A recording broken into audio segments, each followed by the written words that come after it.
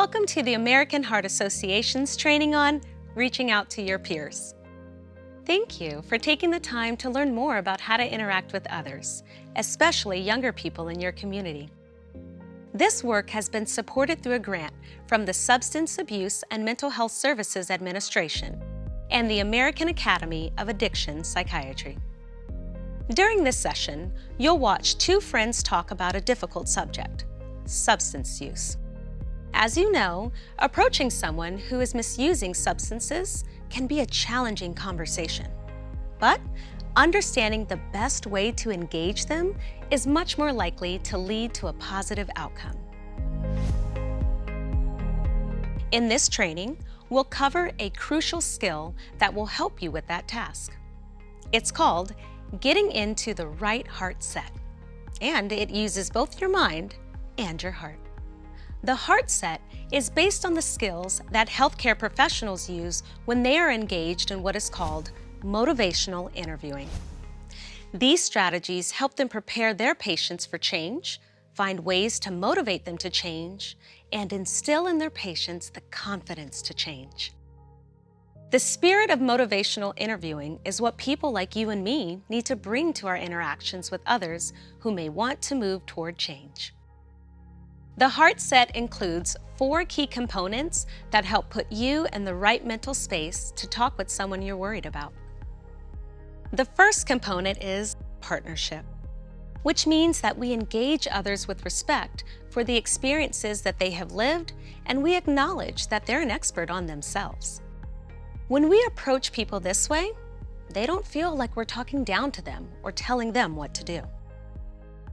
The second component is acceptance, which is when we try to meet people where they are and assure them that we support the decisions they make for themselves based on their own personal values, reasons, or wishes. The third component is compassion, which is simply being considerate and sensitive to the person's well-being. We try to think about issues from their point of view, to put ourselves in their shoes, so to speak. The fourth component is a strengths-based approach. We are supporting what the person can bring to the table in their life, and we're trying to empower them to be able to benefit from these strengths.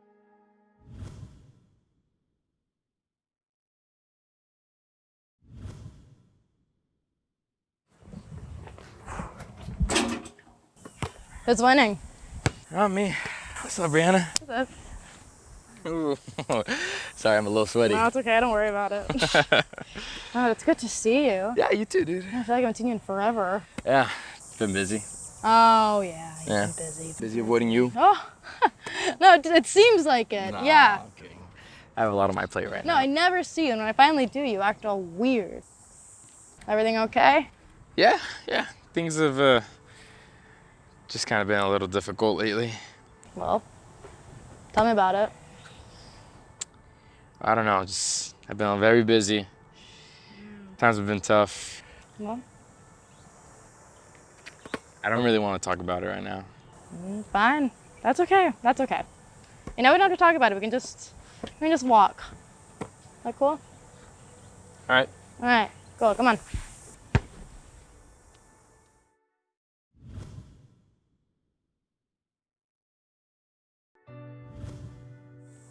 You know, I totally get it if you don't want to talk about things, but remember, I'm your friend and I'm here if you want to talk. Yeah, I know. And I appreciate that. Yeah, of course, but you know, I think talking about things may help relieve a bit of the stress, don't you think? Yeah, I guess so. So tell me, what's been going on with you? Well, I've been pretty stressed out with school and work lately. Ever since my dad's stroke last year, things have been pretty tough at home, so I've been helping pay the bills, picking up extra shifts at work, and because of that, I've gotten really behind on school. So I've been using a little pick-me-up. It's helped out a lot. Wow, Alex, that's a lot. It must be super stressful. But hey, at least you're talking about it. Yeah, I guess so. So tell me more about this pick-me-up. Oh, well, around the time my dad had the stroke, I told a buddy of mine at work that I was going through all this stuff, and he gave me these pills for people with ADHD. And well, they've helped out a lot. You know, they've helped me with school. I stay up late doing homework. Yeah, they've been good.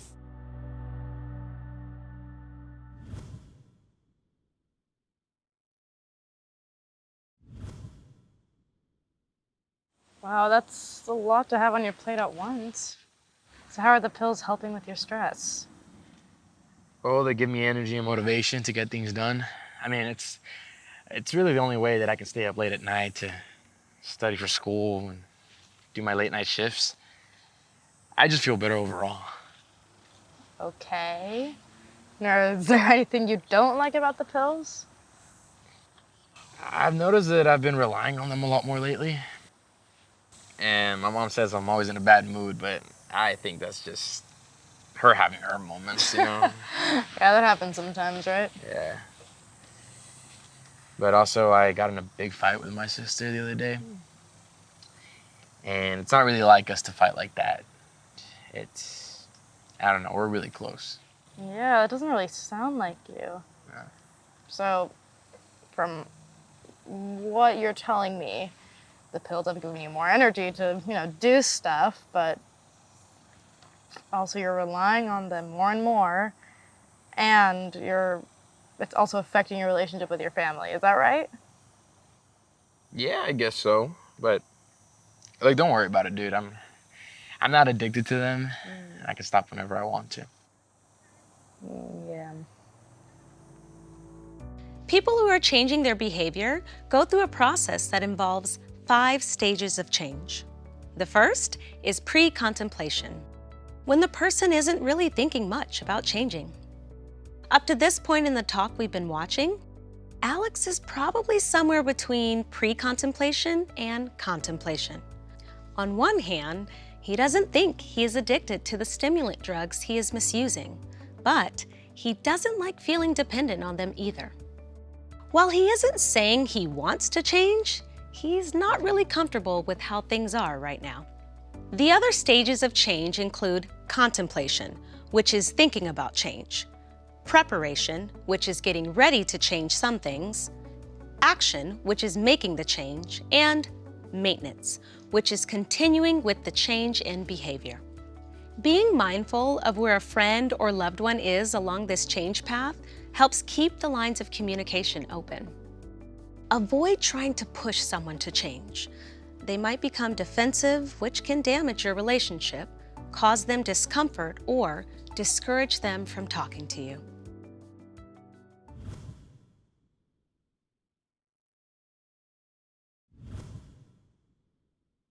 Hey, Alex, I've known you for a really long time now, and I know how important your family is to you. So I'm guessing that these conflicts you've been having between you and your mom and your sister must be creating a lot of stress for you. Yeah, totally. Also, I can't even imagine what it would be like for my dad to have a stroke. It must have been really rough. I'm really sorry. Yeah, it sucks. My mom has been on my back about fighting with my sister. I mean, I'm sure it'll pass soon, but the whole thing with my dad is tough, man. I don't know. I don't think the pills are the ones that are causing all these problems, you know? I don't think they're that big of a deal. But the thing with my family, it's got me feeling really down. Well, just remember, you're not doing this alone. I'm here if you ever want to talk. You can count on me. I really care about you. And please, please let me know if there's anything I can do to help support you, okay? Yeah, cool.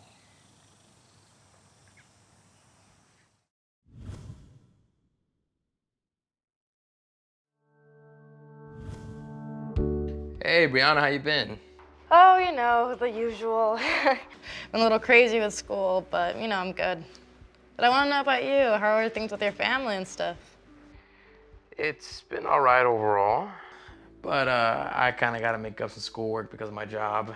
Um, it's a major pain, and I'm freaked out about college applications. Are you sorry you asked? No, I'm glad you're talking to me about it. It's really hard to juggle all these things at once. Yeah, it's kind of the understatement of the year. But one thing I'll say is that even though my job kind of took me away from schoolwork, I'm very happy that I got to help my family out with some money, you know? But I'm not sure what it means for me, you know, with school and all. Like, I want to go to college, but I don't know if I can pull myself together to apply on time, you know? I hear you, but listen, I'm really proud of you. I mean, you really stepped up to help your family, and you put in a lot of effort to make sure you stay on track for school. And it's really tough when things pile up like this. Yeah, thanks. I appreciate that. Thinking about a person's values, goals, and motivations helps you to have a window into what makes them tick. Thinking about what matters to someone else is an important part of empathy.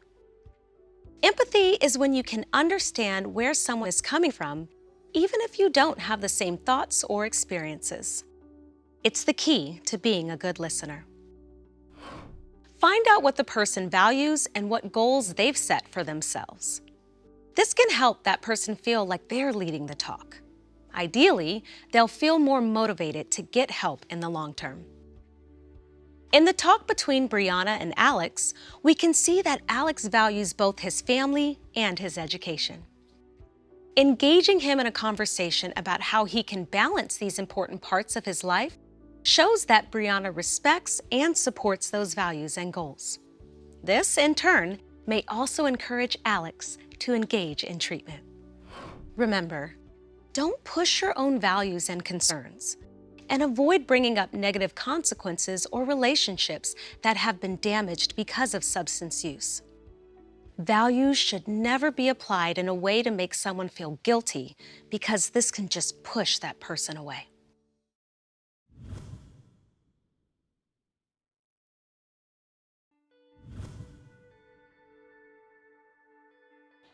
Yeah, thanks for understanding how important my family and my education are to me, Brianna. I really love my parents and my sister, and I want to be there for them. I just feel guilty that if I do fewer work shifts so I can focus on school and college applications, and I'm not helping out with money at home. No, I get it. I mean, they're big responsibilities, and how do you find the balance, am I right? Have you talked to your mom about any of this? No, I haven't. I don't want to put this on her. It's kind of the last thing she needs right now. Plus, we haven't really been on best terms since she found out about the pills I told you about. Really? I didn't know that. What happened? I'll take a guess. I got into major trouble. Now she wants me to go and see someone. She says she's worried about me because I've been so irritated and angry all the time. Oh man, so it sounds like the pills are the main reason that you and your mom are fighting a lot. It also sounds like you're putting a lot of pressure on work instead of your college applications. Am I getting this right? Yeah, it sounds about right. We can't know exactly what someone else is thinking. Part of being a good listener involves not only asking questions, but also asking questions in a way that doesn't make the person feel as if you're judging them. You can also repeat what the person said back to them to make sure you're understanding where they're coming from. Hearing our words repeated back to us can often help us to think through things in a different way. More important, when we repeat back what the person has shared, we're not only checking for understanding, we're also showing that we're interested and care about the other person. That's crucial. When Brianna pauses in her talk with Alex and checks in a few different times to see if she is understanding correctly, it helps make Alex feel like Brianna is listening. This moves their talk forward. Now, let's check back with Brianna and Alex. Yeah, and here's the thing with the pills. I started out trying to do it all, you know, family, school, work, and I needed that boost from the pills to be able to do it. But now I'm just feeling cranky and like I'm not getting anything done, and it's just really screwing up things for me. That sounds super frustrating. I mean, it sounds like you want to make a change, but you don't know where. Oh yeah, no, for sure. And even though it's annoying for me to say that my mom is, and she's sort of right, I'm wondering if maybe going to a therapist would help me out. I'm just so stressed out. I mean, it seems like you're trying to figure out how to deal with all the stress in a better way so you can focus on things that are more important to you, like, doing your college applications. But just know I'm here for you. You know that, right? I mean, how can I help you reach your goals? Like sending out your applications or helping things out with your mom. Yeah. Hey, thanks, Brie. Honestly, this really helps a lot. You just talking to me and not being judgy or telling me what to do. I really appreciate it. Thank you. It's just really what I need to hear.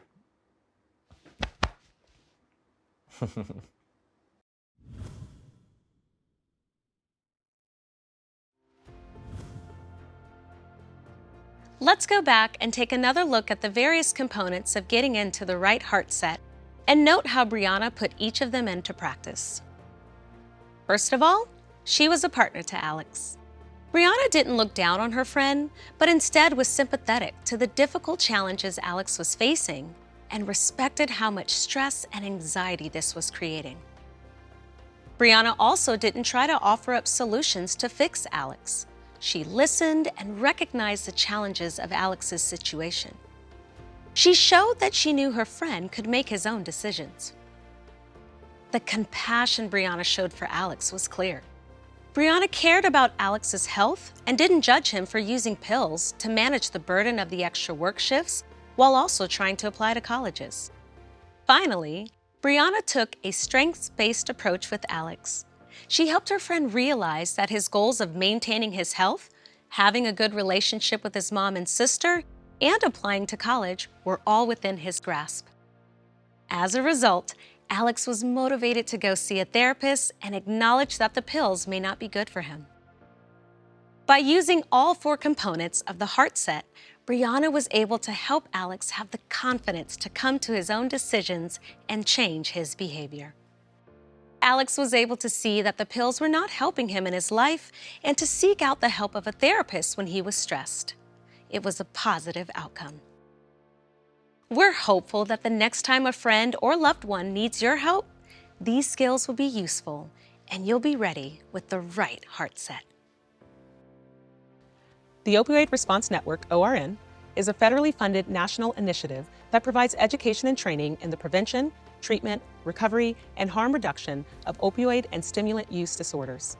ORN provides educational resources, training, and consultation, acting as a kind of temporary agency, meeting the specific local needs of organizations, communities, healthcare systems, states, and individuals, all at no cost.